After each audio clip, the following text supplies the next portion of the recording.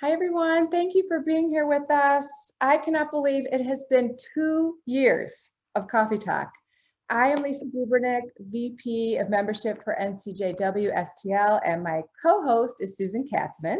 She is a past president of NCJW STL, and it is unreal that we started this in July of 2020 during the height of the pandemic to bring some levity to our members and non-members by showcasing people we thought would be interesting and whom our viewers might not ordinarily meet. Susan and I thought this was a great way for people to see one another, and I say see because we couldn't be together, and engage with each other and our guests. And we have had so many different people on this show. It's been such a pleasure working with you, Susan. I appreciate all the work that you do and that we can do together. And we have attracted a lot of new members. We've brought in probably more than 100 new members since July of 2020. And we are thankful to you, our audience, who make this appointment programming once a month at 8:30 in the morning. Thank you. And to our staff for all the work that you do on this show, especially Brooke Wallace. And I don't know if Brooke can show you the fantastic mugs and the gift bag that was made specifically for this show. There's the coffee from our guest. Thank you, Cher, who I will introduce in a minute. And that's from the Sisters Act. That is a bag that you can use for makeup or anything for travel. And there's the mug. And Miriam, who also is a staff member, made that mound of bread specifically for us. So thank you. And if you have not picked that up, I heard there are plenty still at the office to go pick that up. So thank you.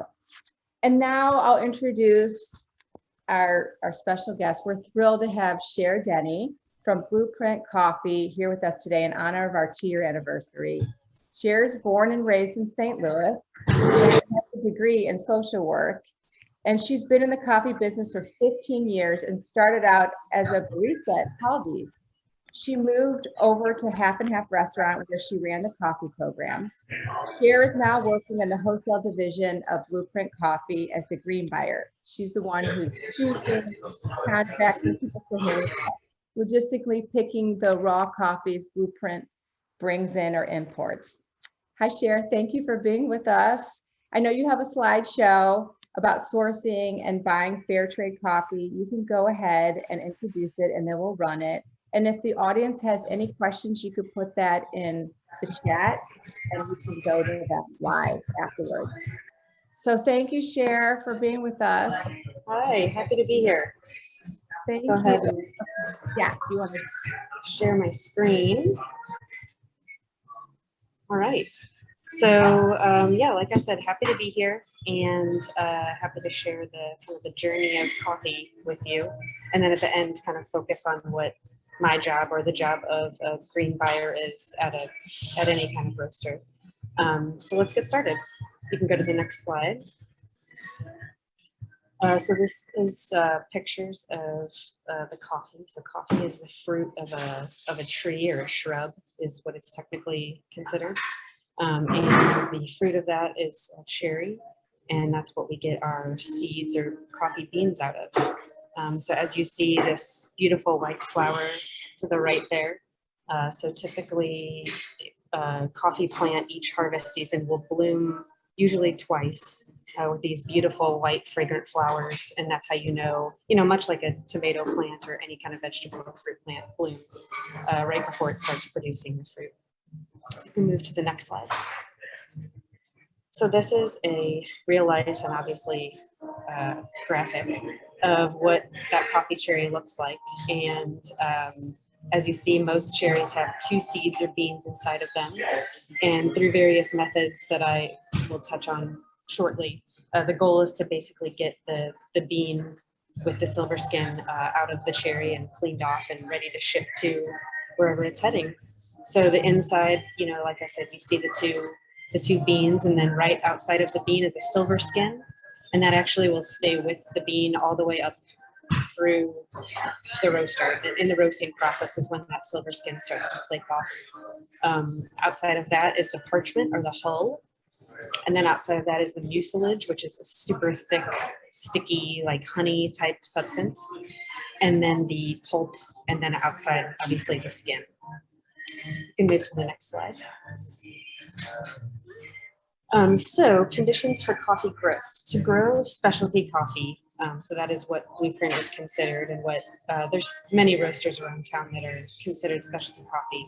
And just to define that for you shortly, or just briefly, specialty coffee is it's an association, an organization that typically is defined by a consistently sweet, plain cup of coffee.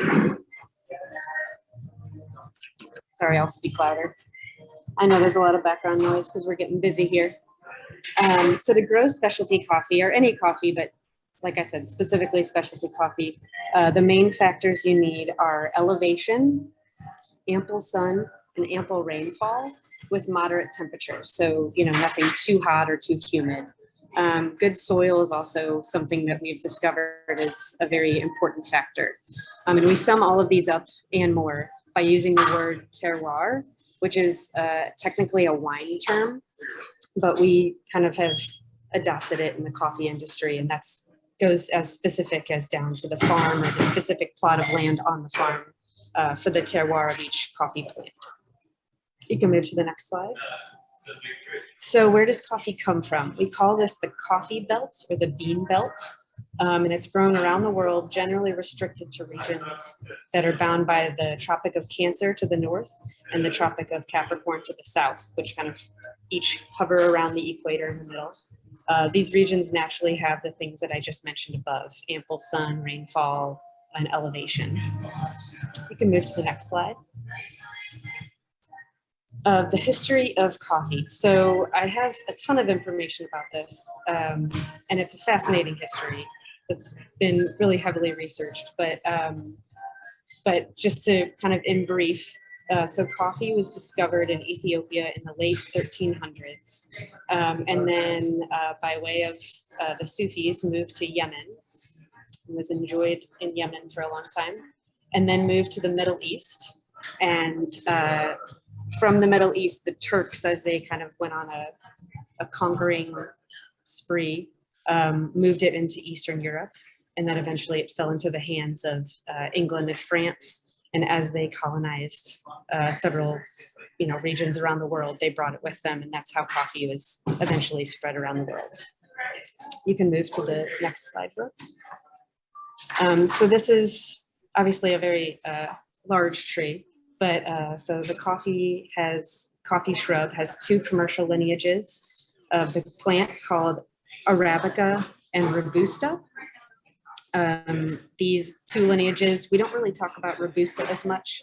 That's kind of the lower grade coffee that is definitely not considered specialty. And that's just a very, like I said, it's low quality. It doesn't have a ton of taste and is typically like what you might see in like a Folgers, or maybe not even that. It's like usually like kind of your Nescafe, like European brands of, just very, very low elevation is essentially what it is. So not a ton of flavor. So from these two lineages are subspecies, and that's just kind of what's highlighted in the tree. Moving up is just all the different subspecies. Some are varietals, which are natural mutations, but many are cultivars, which basically means they're human-influenced breeds. And you might ask yourself, why would humans do that? And yes, flavor, for a better flavor, a more clarity in flavor is one reason, but mostly it's to increase the yield. So, the more a farmer can grow, the more they can sell, so the more profitable it is. But the other important factor is disease resistance, because there are many species that like to invade coffee crops. So we need to make them more resistant to those. You can move on to the next slide. And this is just an example of kind of what some of the different subspecies are and what they look like when they're ripe. So they're not all red, some are yellow or orange. You can move on to the next slide. So I wanted to talk about a couple of different types of farms. To kind of show them, I just chose some pictures from some farms that we have relationships with and visited. But this is Elias Roapera. He owns a small farm in Colombia. And just to kind of define small farms, they are the vast majority throughout the world of what coffee farms are, small farms. And a definition of a small farm is essentially a farm that doesn't have somewhere on site to process their coffee. So they need to bring it then somewhere else or sell the cherries to someone else to process it for them. And these can be as small as just 2.5 acres, like just a pretty small plot of land. Many of these farms are passed down through generations. And like I said, they're the vast majority of coffee growers around the world. But the biggest issue with them is that they don't have access to the specialty market, which is where they're going to fetch their kind of sustainable, livable wages for their coffee. You can move to the next slide. The next type of farm, and I would say the second most common, are estates or producers. So this is Emilio Lopez. He owns an estate called Cuatro M in El Salvador. We use them a lot for Penrose blend. Like, it's not in the blend that I sent to all of you, but just because of seasonality, but we use that in that coffee a lot. So an estate or a producer is someone who has a larger footprint or a larger plot of land, and they will have a processing facility on site. So obviously that helps them have more control over the quality. Quality is kind of the main driver of a lot of these things. So that helps them control the quality because they have eyes on the entire process. But it also helps all the small farms in the region because the small farms can then bring their cherry to producers and estates, therefore having access to the specialty market. You can move on to the next slide. And then the last kind of major one are co-ops or grower groups. This is a picture of a co-op called Ejo Heza, which is in Rwanda. And co-ops are great. They come in many shapes and sizes. Some are very, educational, kind of community-centered type co-ops, and others are just, always owned by members, but others are simply a place just for several people to sell coffee that might only have small plots of land again. The only kind of drawback to a co-op is we just have to always check in with the members and make sure that, in a lot of these coffee growing regions, they tend to easily go err on the side of corruption in some of these infrastructures. So we just always have to check in with the members and make sure that they're actually getting the wages that we've, contracted them to get with the powers that be. You can move on to the next slide. So I'll kind of touch on each of these through the processes that I'm about to explain, but this is just kind of who works in coffee. We have pickers, we call them, so the people who actually harvest the cherries from the plants, the farmers and producers, which can be one and the same or separate, the exporters and importers, which again can be one and the same, but typically different, roasters, baristas, and then customers or consumers. You can move on to the next slide. These next couple might go kind of fast, but this is just a picture of, processing coffee. So the goal is to remove the seed or the bean from the coffee and get it ready to ship. So coffee starts as a cherry, then moves into, this is why we call my position the green coffee buyer, because all raw coffee has that green color to it. And then eventually onto the roasted brews. Go ahead to the next. So before the various types of processing, it all starts with sorting. So the pickers, as they're picking the coffee, are going to make sure they're picking ripe coffee because all the cherries ripen in different stages, even on the same shoot. But they're then sorted by hand. So they're looking for, with this, basically the density, the color, and the size. And then they're sorted by floating, which they're put in these giant tanks and they're filled with water. And basically the denser coffees, which essentially means more of a concentrated sugar inside, which is what we want. Those will sink. And then anything that's kind of not dense enough or doesn't make the cut floats to the top, and those are skimmed off and discarded. You can go to the next. And then this is just a quick show of what I'm about to say, the washed, the natural, and the honey processes. You can go to the next one. I'll start with the washed. Washed processed coffee is the most common way coffee is processed because it's kind of it's not the simplest, but it's the cleanest. And it also has many stops kind of along the way of completion. So because of this, it affords extreme consistency, which again will fetch a higher price in the specialty market. And what you would expect from a wash processed coffee, which is probably what most of you are used to drinking. But what you expect is a really good kind of clarity, a nice body to it, a thinner body, of course, because it doesn't have the heavier kind of process to it. Good acidity, florality, sometimes tea-like. You can move to the next slide. So after the sorting, the wash coffee moves through channels, always full of water, and it moves to a pulper, like you see here. And this basically just removes the skin and the flesh or the pulp of the cherry. And then again, moves through, you can move to the next slide, through channels, moves to, on the left side here, these tanks that are filled with that coffee. So the middle picture is showing, even after you get rid of the skin and the pulp, it still has that really sticky mucilage that I mentioned. And at this point, we're typically calling that meal, which is a Spanish word for honey, because like I said, it's very sticky like honey. So in order to get that off, it goes through a fermentation process. And I kind of use fermentation loosely because I think that has a lot of connotations more and more that people expect when you hear that word. But it's basically a natural microbial consumption. So once they're moved into these tanks, they are then filled with water and left for 12 to 36 hours.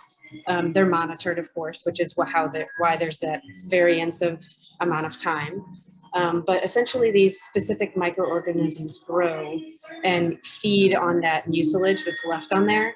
And that's kind of the best, cleanest way to get it off. So then after that, the picture to the right is then it's kind of drained and moved through these channels, raked around with these rakes, these wooden rakes. And that just gets off any of those microorganisms that might still remain or any kind of little loose mucilage. You can move to the next slide. And then drying. So these are just 3 examples of drying, typically with global warming, becoming more and more of a problem. They are used in these 3 different methods of drying, but they typically now have to be finished in like a big commercial dryer, just because it's too hot for them to dry evenly outside. You can move on to the next slide. The next form of processing is a naturally processed coffee. Naturally processed is the original way that coffee was processed, and is something that's becoming more and more common again. This you can expect from a naturally processed coffee to get a super fruity profile. So like if you've ever had a coffee and it has like a very berry, raisin, grape like qualities to it, that's usually a naturally processed. It also creates a very heavy mouthfeel because it doesn't have any water at all usually involved in it. So the coffee is, you can move to the next slide. They're set on these dried beds, or these raised beds. For 3 to 6 weeks, they just basically raisin in the sun. And what that does is that same microorganism, that microbial consumption is happening. It's just happening beneath the skin, so you can't see it happening. But that happens naturally. And that's how, so underneath that skin that you see, all that's happening. So after this process of 3 to 6 weeks, again, they're monitoring this. So that's why there's that variance of time, but it always depends on how much rainfall, how much sun they're getting. But you can move to the next slide. Then they're put through, I think it skipped one, but they're put through these pulpers that then just kind of spit out the seed, and it looks just as clean as the wash process. The last process I was going to touch on is honey processed. And this is kind of a combination of the two. This is becoming more common again, but it's probably the least common. It's typically used in Costa Rica is where it was first developed, and now it's kind of spreading throughout other growing countries. But this, the coffee is pulped like in the first step of the wash process, but then that sticky mucilage that's left on there, that is then kept on there and laid out on the dry beds like the naturally processed. So they purposely leave that on there so that they can get some of that sweet, fruity profile that you get in a naturally processed coffee. Go ahead and move to the next slide. These are then pulped and quickly washed, but there's not a lot of water used in this process either. So that's why sometimes natural and honey is becoming more of a thing because of the large amount of water that the wash process uses and how that's not very ecological, really. You can move to the next slide. So the next step along the way for no matter how they're processed is the milling and export. You can move to the next slide. So after the skin, the pulp, and the mucilage is all removed, it still has that parchment on it or that hull. So it's usually put through a big kind of vibrating conveyor belt, and that just falls off at the stage. And then they are sorted by density. And this isn't necessarily a form of quality check. This is just making sure that when they get bagged in their final burlap bags, that they are all consistent in their densities, which is important when you're roasting, because if you have coffees of different density, they're not going to, again, roast very evenly. So then therefore not creating an even or consistent cup of coffee. You can move to the next. And then after this, coffee is rested for at least 1 month, which is sometimes surprising, but I always liken this to, so throughout their process, that obviously goes through kind of a lot of trauma to get to this stage. Because it is still a living thing, you know, because it's a seed at this point still. So it goes through all this trauma, and again, or not again, but I should have mentioned before, there's a moisture content that they're looking for on the inside, and that's a 10 to 12% moisture content. This is important because it's important in the roasting process, but it's important to stabilize it, the bean, to make it able to make this full journey to its end up, you know, wherever it ends up, whether it be Europe or the United States or the Middle East. So it's rested for at least 1 month. And I liken this to like a piece of meat. I'm sorry for any non-meat eaters, but you know, when you sear a steak or a piece of meat, you want to let it rest to let those juices kind of redistribute. This is exactly what's kind of happening in this stage. You can move to the next. And then beyond this, it's ready for shipping and export, which is kind of a stage that's not talked about a lot, but it's an important stage. So usually contracts are written up beforehand, but not always, but contracts with a buyer are written up. And this is where your importers and exporters come into an important role. Because they're going to handle all the logistics and the legalities of getting the coffee in and out of the countries, as well as the money flow. So this is why contracts, detailed contracts for us are very important to make sure that the money is tracking to the correct space, the correct place. You can move to the next. And this is just a picture of kind of what some of the coffee looks like. It's always in burlap bags, and then pretty much now always shipping containers is the way that we go. You can move to the next slide. I wanted to make sure to kind of, I know I rushed through the rest of, or the kind of the preceding amounts, which I wanted to leave time for questions. I can definitely go into great detail, but I wanted to leave plenty of time to talk about kind of our ethos as a company, and why it's so important, why my role is so important, but why, kind of why we all got into the business, or why we formulated Blueprint to begin with. So I wanted to talk about our coffee relationships, since this is the part that's most relevant for me personally. So my job as a green buyer is to formulate these relationships or cultivate ones that might already exist, because there are some relationships that we have with farms that were started from the get-go of Blueprint forming.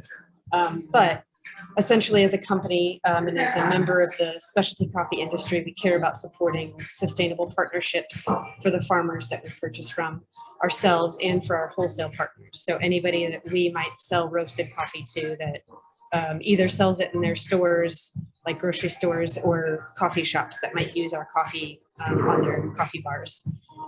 So we encourage these relationships with transparency in our coffee purchasing. So what I just mentioned, our contracts, we're happy to always share kind of the full scheme of what we pay for the coffee, what, kind of what we charge for the coffee and why, what we pay for the coffee and who gets that, just a full breakdown of as much as we can of who's getting what. Traceability and seasonality kind of goes hand in hand. And that is, so kind of like any crop, any fruit or vegetable, coffee is very seasonal. So different regions, different countries of origin grow coffee at different times of the year, or harvest coffee at different times of the year. Wine is the same. So we always want to be getting in the freshest crop that we can. So, we never want to be serving an Ethiopian coffee that we bought 2 Junes ago, when we have fresh coffees coming in this June of Ethiopian coffees. That's just an example. But traceability, so we like to be as specific as we can with getting back to the specific farm that a coffee comes from. Sometimes we don't always have that information, but more and more that's kind of the direction we're heading, is how can we get a very direct relationship with these farms and kind of know exactly what they're doing on the farm level. What we're looking for in a farm when we're trying to formulate these relationships are farms that are already producing specialty grade coffee, because again, that's a kind of a certain certification. So we want it to already kind of be of that caliber, because quality is, like I said at the beginning, always going to be our driving factor. But farms that are interested in maybe doing something unique or something experimental to increase that quality. And then farms that might be searching for access to the market. Like I said, access to the specialty market is important. And it's something that we always want to try to facilitate. So I wanted to kind of touch on a couple of things that we're currently doing, or we've done over the years with certain farms. And these pictures kind of highlight some of those things, except for that one goofy picture of one of our owners, Mike, laying in a bed of naturally processed coffee. But to your left here, Ruth Ann Church. She is the owner of Artisan Coffee Imports, and she has formulated several programs that she works with in specifically Rwanda. We have one of her coffees right now, and we're actually about to talk about one of her programs on our social media platforms. It's called the 300 Club. And the way she came up with that was just, it's based on the type of money that is used in Rwanda. But it essentially is a very traceable way and a very traceable contract that both these women co-ops that she works with, women farm co-ops that she runs, or that she kind of works with, contracts that they sign, contracts that the government signs, because a lot of countries of origin, these are very government regulated type situations, but also contracts that we sign that very much is, a kind of an X amount over market value that you're paying for the coffee. And she even will attach bank transactions, so you can see each step of the way, and you can see like the final product of this money going into these women's bank accounts, essentially, which is important, because then they are more highly regarded in the community, because unfortunately in some of these coffee growing regions, you might see a lot of women doing the work, but once you start to talk to them, they're not usually the ones that are speaking about the coffee or maybe owning the farms. So we try to find people who are already facilitating that kind of, encouraging those kind of things to grow and diversify. So that's a cool program. Another program that you see kind of to the right of that is that person spraying the soil with something in a red shirt. That's Andrew. And that's another program that we have become a part of and brought to many farms. And it's a soil composition program. So essentially, in short, that is where we are studying under a microscope the farm soil of whatever coffee farm that we're working with, because it's specific to their farm. And then we're studying virgin soil and seeing what the farmed soil on that specific farm is lacking. So then we come up with a compost tea, prescriptive compost tea that you make through various types of ways. And then you spray that on your land or work it into the soil before harvest time. And through, I think it's 2 harvest seasons, you should be almost doubling your yield. And you're definitely immediately creating a better product, essentially, because you're giving it those nutrients that it so desires. So that's a really cool program. And then kind of your most typical way that you can ensure or help some of these relationships form is by kind of committing to buying for several harvests. So again, quality being the driver, so quality is always a given. But we always want this to be, like I said, mutually beneficial is what is kind of our definition of what we're looking for in these relationships. And we define that as one that benefits all parties involved, including the ecosystem. So that's why I've talked a lot about the ecosystem. And on a business level, this increases profitability for all parties and creates quality, maintaining quality and sustainability. So we always want, we love to work and kind of combine with these farms.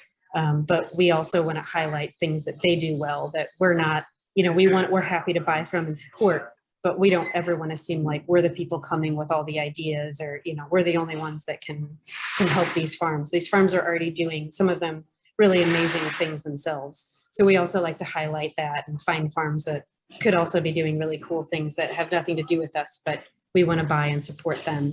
And hopefully by way of access to market, showcase and highlight kind of the things they're doing. So some of those things are water programs.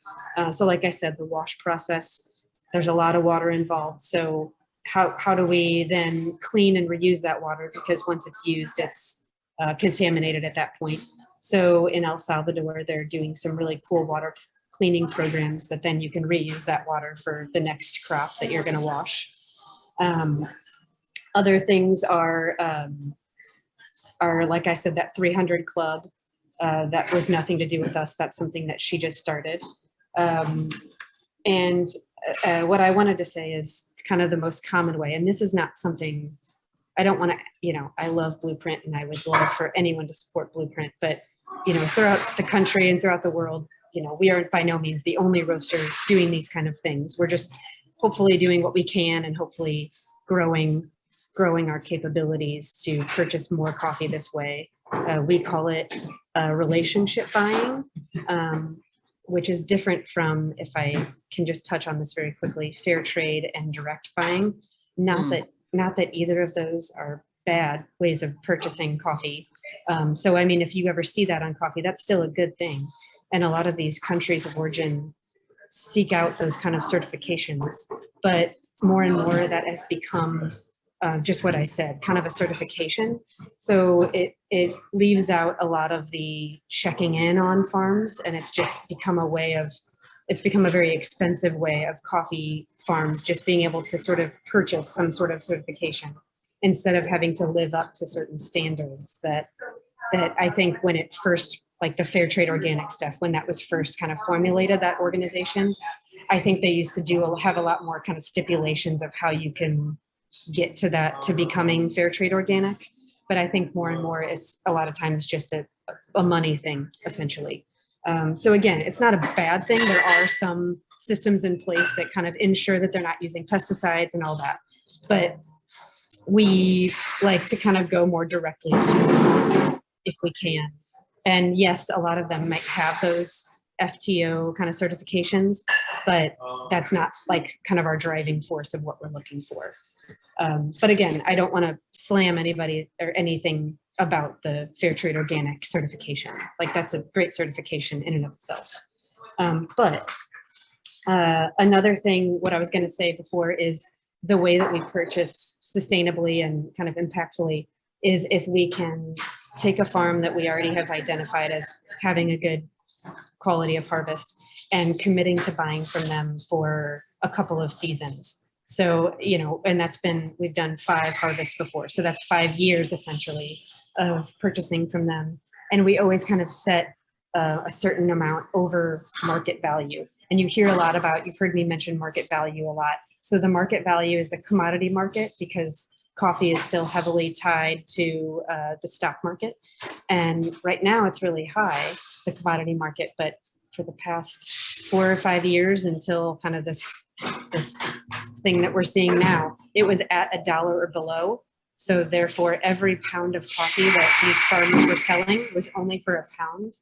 And that's just based on the amount it takes to run a coffee farm. That is not a livable or sustainable wage. So a lot of times in the specialty market, you're paying, you know, I say X amount because it just depends. It's not always, you know, $2 above market. So we try to kind of set an amount that's over the market value, so that, you know, if you know as a farmer that you're going to be getting that from your coffee for 4 or 5 years by committing to those 4 or 5 harvests, then you know that you can reinvest in your farm, which is exponentially important to them.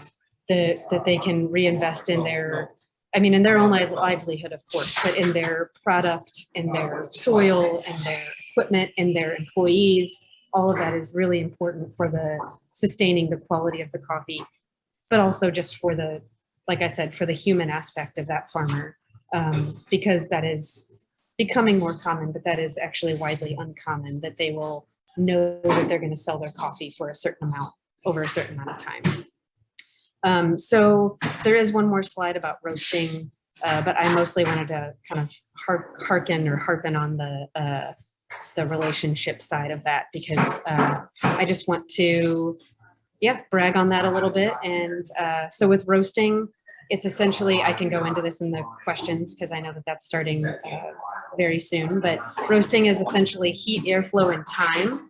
It takes that 10 to 12% moisture content that's left in the bean, and kind of through like a convection oven is kind of what I like to compare it to. So like baking, it's very similar to baking. You're kind of baking from the inside out. And that's roasting in a very, very zoomed out nutshell. So yeah, happy to expand upon anything else, but thank you all for listening to my very brief spiel. Okay. Cher, thank you. We haven't had too many coffee talks that had the flavor of the product and the activity in the background. So I apologize. Thank you for that. We have a lot of questions. So let's start with Riva. Riva's question was the pods now, the Keurig pods and all that stuff. What does that do to the quality of coffee? So essentially those are typically not too different than, so it's kind of this combination of very, very finely ground coffee and instant coffee. It sounds weird, but a lot of those are instant coffee, which instant coffee is essentially brewed coffee that's then freeze dried. And I would never slam instant coffee either. So please don't hear me say that. And I mean, the Keurig pods, they definitely fit a specific market. And I own a Keurig machine. I don't want to come off as sounding pretentious, like I have many coffee machines at home. But I would say that just kind of looking to, if you're trying to be a more kind of conscious buyer, looking to the companies that are selling those. I know Caldi's sells pods at this point. So the coffee that they're purchasing for those pods is probably higher than the market value. So I would just say with that, nothing happens to the quality as far as maybe the purchasing quality, but it's just going to be a pretty oddly, this is getting into brewing, but oddly extracted cup of coffee because of how fine they have to grind that coffee in order to fit it into that little pod. And just let me say real quick, any question that I answer, I can answer way more in depth If Brooke wants to drop my email in the chat, but anybody that wants to talk further, I'm happy to email or talk with offline. Anyway. Now, in relationship to that, Ellen is asking, or Carla is asking, no. Ellen's asking, what about the coffee you gave us the sample in the bag? Yep, I meant to touch on that. So that coffee is our Penrose blend, which I purposely did that because right now we just started a new version of that. So a lot of times, just in brief, we'll sell single origin coffees and blends. And just because it's a blend does not mean that it's lacking in our the purchasing ways that I just highlighted. The blends are really just a way to get certain flavor profiles in a coffee. So with blends, specifically the Penrose blend that I gave everybody, we're really looking for like kind of, we use colors to indicate kind of the flavor notes. So nutty, chocolate, kind of caramel. That's why that's brown, because that's just kind of our sweetest offering always. And we try to keep it consistently sweet when we're making the blends that formulate those. But specifically right now, the blends that are in there is a Honduran coffee and a Nicaraguan coffee. And the Honduran coffee, we've had a relationship with that farm for, I think it's our 7th harvest that we've purchased, so 7 years. And then the Nicaraguan, this is our 4th year purchasing with them. So, I just thought it was really great to highlight kind of two farms that we have long-standing relationships with, that we have sometimes used on their own, like the Nicaraguan coffee. Last year, it was called Depilto, but we sold that as a single origin. But this year we decided that because it was so flavor forward and sweet and complex, we thought it would make a really good blend component. So that's why we chose to do that. Is there any coffee grown in the United States?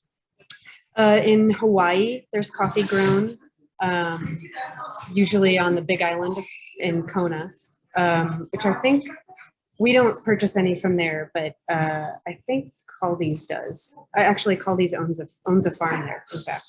In Hawaii. So Hawaii is really the only place in the United States that it grows well. I think in the Carolinas, they've tried to do something, but we just don't really have there's greenhouse coffee that I've never tried, but I've seen people attempt to grow. We just don't really have the right elevation. Elevation is where you can kind of create the sun and humidity and rainfall type aspect synthetically, but the elevation you can't really replicate. Okay, thank you. I have a question from Leslie. She wants to know, why do some coffees have a bitter taste? So the bitter taste can come from a couple different things. I would say first and foremost, it could be the roast. So the darker a coffee is roasted, a lot of times a lot of people kind of muddle up bitter and strong kind of as a flavor, but strong is really, when we say strong is typically meaning the actual strength. So like I liken it to like the volume of music. So the stronger a coffee is, the more loudly you can taste it, or the more clearly you can taste it. And then when the weaker it is, the more it tastes like water maybe. But I would say bitterness typically comes from the roast. The roastier coffee is more bitter or astringent. It kind of leaves that baking spice or cocoa powder type feeling in your mouth. Or it could come from when you're brewing it, you could be over extracting it. So could be either your grinds are too fine, or you're using too much coffee for the amount of water that you're using. Hey, thank you. Okay, here we go with Darian about decaf coffee. This is good. What is the process for decaffeinating beans? And Darian says, I've seen the term Swiss water process. What is that? And does Blueprint Coffee have decaf coffee? So there's 3 different kind of main methods that are used. The oldest one is chemicals, and you don't really see that I mean, at least in the specialty market, you don't really see that anymore. Swiss water process is, the reason it's called Swiss water process is because the Swiss invented it. But it's essentially using water to decaffeinate, which is really cool. And it's obviously the least kind of invasive way to do it. But it's essentially steaming. I wish I had a graphic easily pulled up, but it's essentially steaming and moving the water through a machine that washes away the caffeine. So any decaffeinated coffee has, I think it's 0.001% caffeine still in it. You can't fully decaffeinate it, but water washes it away through a lot of time and a lot of water and steam in the Swiss water process, which is also a very good, like I said, clean method. The only downfall is, again, just the amount of water that it uses. We at Blueprint have used Swiss water process, but it seems like more and more the sampling that I've had, I go to an ethyl acetane process, which is what we have right now. And that sounds like a chemical, but it's it's a natural occurring chemical. So it's when that's the inside of sugarcane, essentially, is ethyl acetane.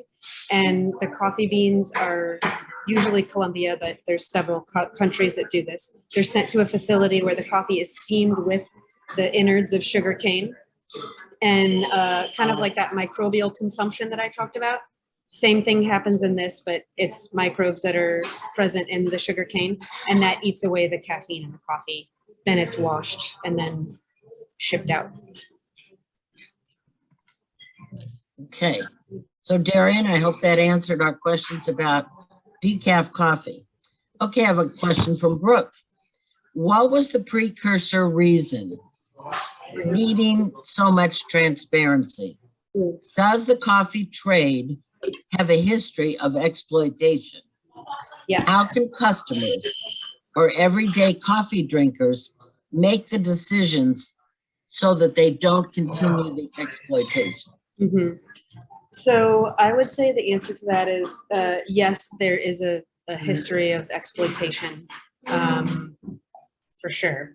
Anything from just exploitation and, kind of lowballing coffee farmers. And I'm talking like many years past. I'm sure it still happens, but I would say the number one thing is to try to find out if where you're purchasing coffee from, whether it be the grocery store, a certain coffee company, or online or wherever, try to find out where they're purchasing coffee from and if it's specialty grade coffee. Specialty grade coffee, so there's a Specialty Coffee Association, SCA for short, and that's present in the Americas and in Europe. And it is just an association that kind of assures that if you're purchasing coffee that's SCA grade, it's kind of ensuring that it's not exploitative at all. And it's ensuring that there is X amount over the market value that coffee was purchased by, or using this kind of formula that's already going to be a smarter purchase. And I would say that to be careful of, I mean, I don't know that this is the case, especially here in St. Louis, but just being careful that just because the price tag is higher doesn't mean that it's just like, oh, automatically they must buy great beans, or they must have a great purchase history of where they're buying their coffee from. But definitely kind of just even a quick research of where you're buying your coffee from, a website research of the brand will probably tell you a lot about, if they're not very transparent, that might be an indicator of, and some of your large coffee places like, Folgers, for example, probably not going to be very transparent on where they're purchasing coffee or how they are.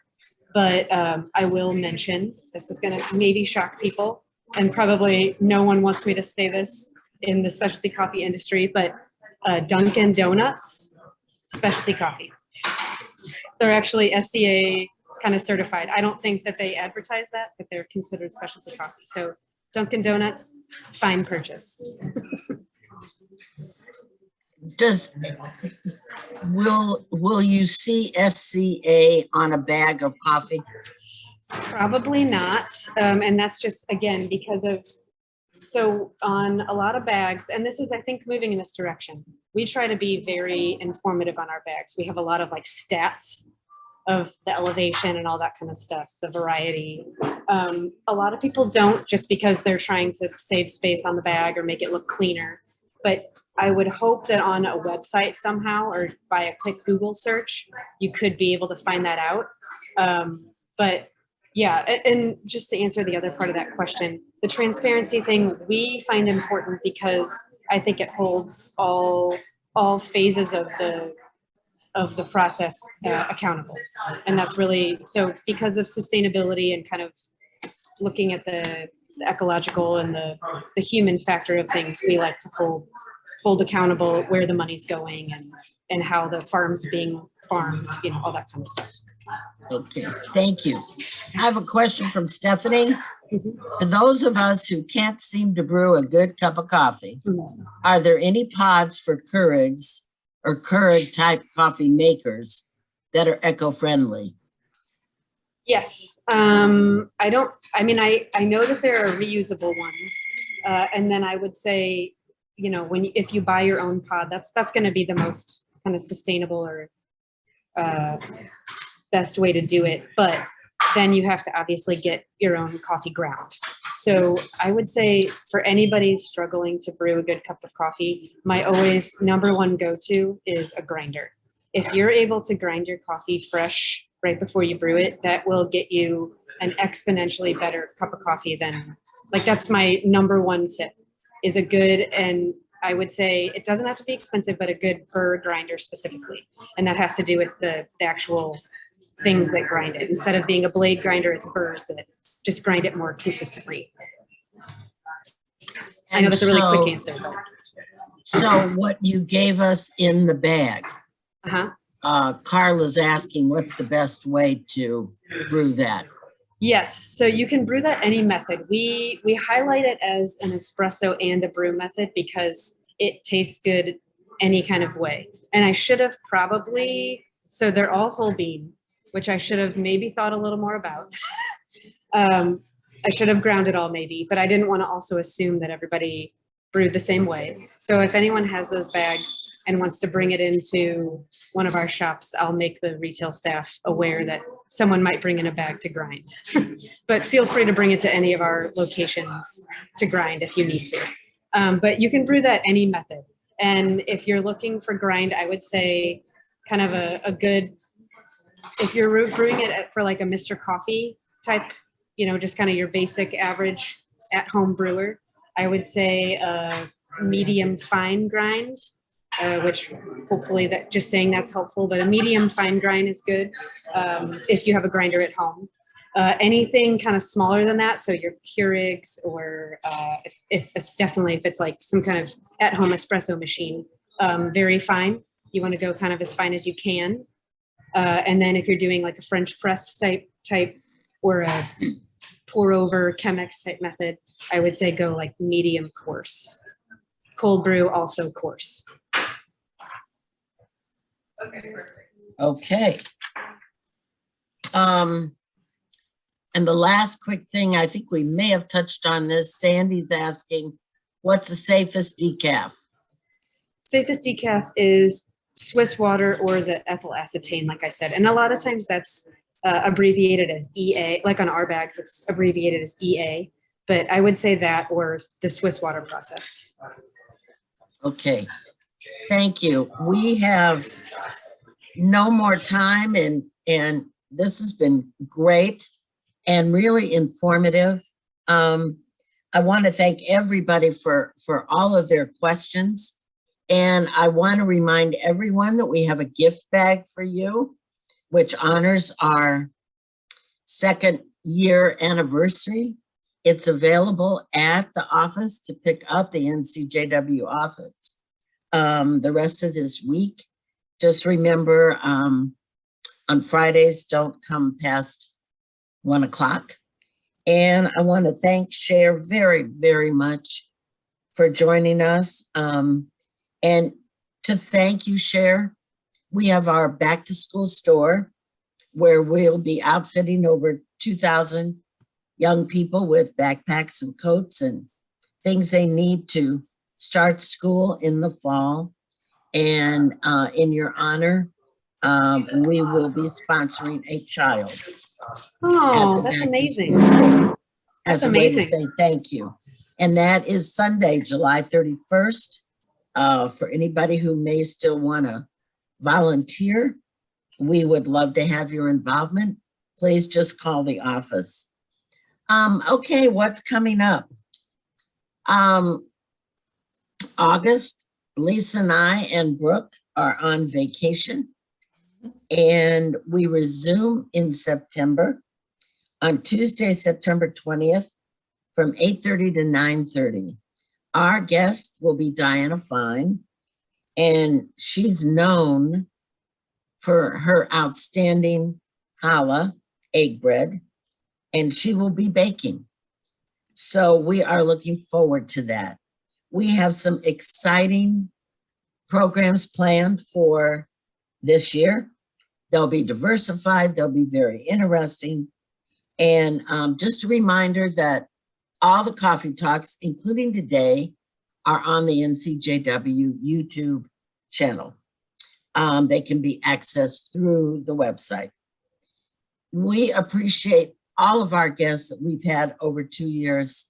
And most importantly, we appreciate everybody who continues to tune in, all the new people that have come in the past 2 years, plus the people that we look for every time.